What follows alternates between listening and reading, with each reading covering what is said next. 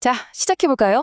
오늘 다룰 이야기는 정말 흥미로우면서도 살짝 소름 돋는 내용입니다.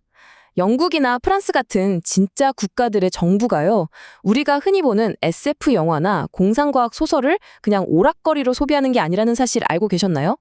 놀랍게도 이들은 다가올 디스토피아적 국방 위협을 막기 위한 방어도구로 SF를 진지하게 활용하고 있습니다. 상상 속의 이야기가 어떻게 국가 안보의 핵심이 되고 있는지 오늘 제대로 한번 파헤쳐보죠. 그럼 본격적으로 들어가 볼까요? 역사적으로 보면요, SF 작가들의 미래 예측 적중률은 정말 입이 떡 벌어질 정도입니다. 1964년에 아서 시 클라크가 인터넷에 등장을 예견했고, 1983년에는 아이작 아시모프가 컴퓨터 없이는 현대 생활이 완전히 불가능해질 거라고 예측했죠. 완벽하게 현실이 된 겁니다. 바로 이런 엄청난 타율 때문에 각국의 국방부들이 이 작가들의 예언을 결코 농담으로 넘기지 못하는 거예요. 단순한 상상력을 넘어 다가올 미래의 청사진이자 철저히 대비해야 할 경고장으로 받아들이는 겁니다. 오늘 우리가 어떤 순서로 이 주제를 살펴볼지 짧게 짚고 넘어가겠습니다. 첫 번째로 증강된 슈퍼솔저, 두 번째는 무인 드론 전생, 세 번째로 생명공학과 군견, 네 번째 행동 통제 기술, 그리고 마지막으로 이 모든 위협을 어떻게 예측하고 대비하는지 그 큰 그림까지 차례대로 분석해 보겠습니다. 네, 첫 번째 주제입니다. 증강된 슈퍼솔저, 인간의 한계를 넘어에 대해 바로 살펴보죠. 과거의 고전 SF 명작들이 단순히 첨단 무기를 든 군인들을 상상했다면 현대 작품들은 아예 신체 장기를 갈아 끼우는 극단적인 증강을 영역까지 밀어붙입니다. 여기서 진짜 주목해야 할 부분은 바로 인간성의 상실이에요. 유명한 세계관인 워해머 4만에 등장하는 스페이스 마린을 한번 떠올려 보세요. 이들은 전장에서 살아남겠다고 두 번째 심장에 세 번째 폐까지 이식받습니다. 생존을 위해 온몸에 온갖 장치를 심어 넣는 거죠. 그런데 그 결과가 어떨까요? 결국 애초에 자신들을 인간으로 만들어 주었던 그 본질과는 완전히 단절되고 마는 겁니다. 육체는 상상 이상으로 강해지는데 도리어 인간성을 잃어버리는 끔찍한 역설인 거죠. 그럼 이걸 실제 국방 연구에 대입해 볼까요? 더 강하고 더 빠르고 덜 지치는 군인을 만드는 건 필연적으로 엄청난 도덕적, 윤리적 딜레마를 낳습니다. 유명한 SF 소설 영원한 전쟁을 보면요, 명령에 따르지 않는 군인은 그 자리에서 즉각 폭파시켜버리는 전투 컴팩터가 등장합니다. 정말 섬뜩하죠? 만약 기술 발전으로 인간의 신체를 완벽하게 통제할 수 있게 된다면 대체 그 생명에 대한 통제권은 누가 쥐어야 하는 걸까요? 바로 이 질문이 현실 세계의 국방 당국자들이 밤잠을 설치며 치열하게 고민하는 윤리적 경계선입니다. 자, 이어서 두 번째 분야로 넘어가 보겠습니다. 무인 드론 전쟁, 원격 전장입니다. 드론 작전은 사실 컴퓨터 기술 발달의 아주 자연스러운 결과물이죠.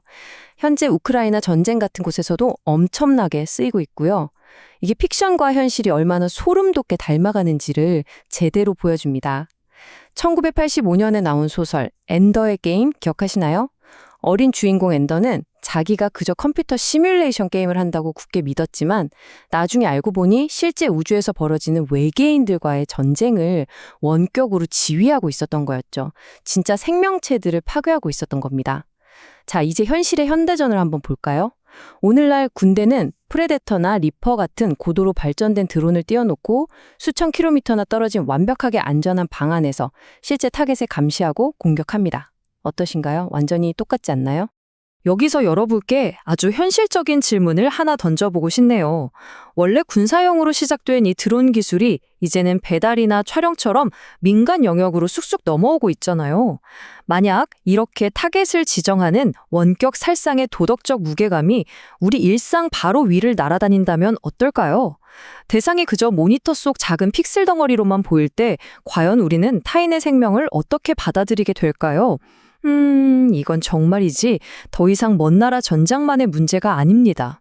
세 번째 분야입니다. 생명공학과 군견, 인간의 힘을 넘어라는 주제로 넘어가 보죠. 이번에는 기계나 컴퓨터 이야기에서 잠시 벗어나서 생물학, 그중에서도 동물과 생명공학이 교차하는 지점을 좀 보겠습니다. 2017년에 나온 아드리안 차이콥스키의 소설 전쟁의 개를 보면 아주 묵직한 개념이 하나 등장해요. 바로 유전자 조작으로 탄생한 용병개입니다. 이 개는 아무런 의심 없이 주인의 명령에 맹목적으로 복종합니다.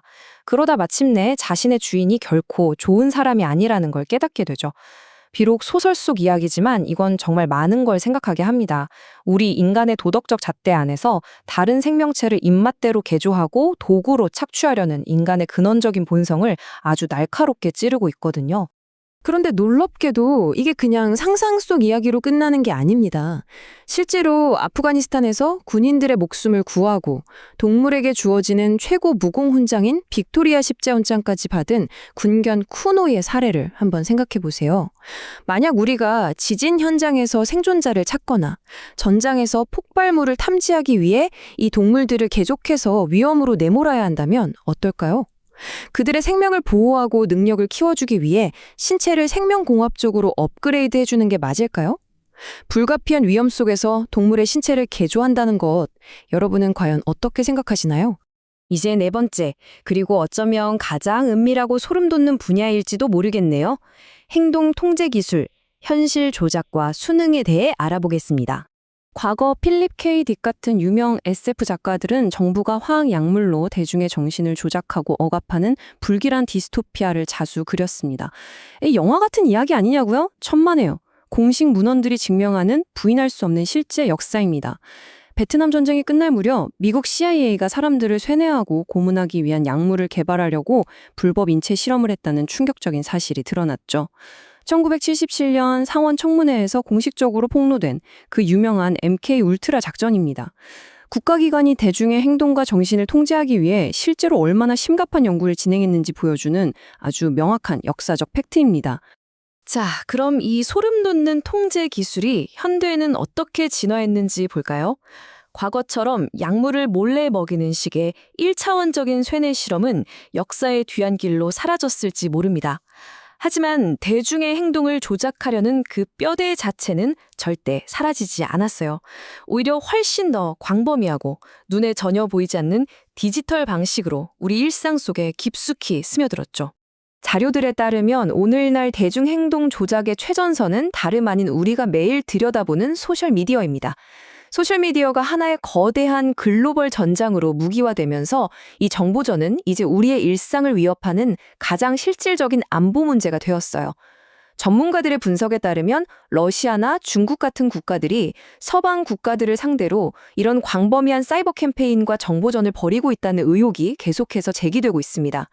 우리가 아침에 눈 떠서 무심코 넘겨보는 그 디지털 정보들이 사실은 우리의 인식과 행동을 교묘하게 조종하고 통제하려는 시도일 수 있다는 거죠. 드디어 마지막 순서입니다. 위협 예측 및 대비 큰 그림에 대해 싹 정리해보죠. 여기서 가장 중요한 핵심은요, 우리가 지금까지 살펴본 이 이야기들이 그냥 따로따로 노는 파편화된 공상이 아니라는 겁니다. 다 유기적으로 얽혀있는 하나의 큰 그림이에요. 각국의 방위군들은 실제로 이런 SF 개념들을 꼼꼼하게 분석해서 안보 전략을 짭니다. 오늘 다룬 내용을 한번 정리해볼까요? 4가지 주요 SF 개념에서 출발해 실제 국방 위협으로 이어지는 직통 파이프라인입니다. 먼저 슈퍼솔저라는 상상력은 우리에게 인간 신체 강화의 도덕적 한계라는 묵직한 숙제를 던졌죠. 두 번째, 우주를 무대로 한 무인 전투 소설은 오늘날 원격 드론 타격과 그 기술의 민간 확대라는 윤리적 딜레마로 현실화됐습니다. 세 번째, 유전자 조작 군견의 이야기는 현실 속 동물 착취와 위험 감소를 위한 신체 개조 논쟁으로 이어졌고요. 마지막으로 과거 약물을 이용했던 고전적인 정신 통제는 오늘날 소셜미디어를 활용한 사이버 캠페인과 정보전이라는 가장 일상적이고 치명적인 위협으로 진화했습니다. 마지막으로 이 영상을 죄송합니다. 오늘 이 해설을 마무리하면서 여러분 스스로 깊이 고민해 보실 만한 도발적인 질문을 하나 남기고 싶네요. 만약 소셜미디어가 대중의 행동 조작을 위해 치밀하게 설계된 현대의 전장이라면요.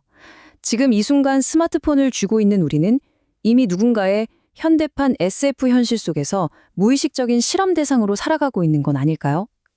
공상과학은 결코 단순한 킬링타임용 오락이 아닙니다.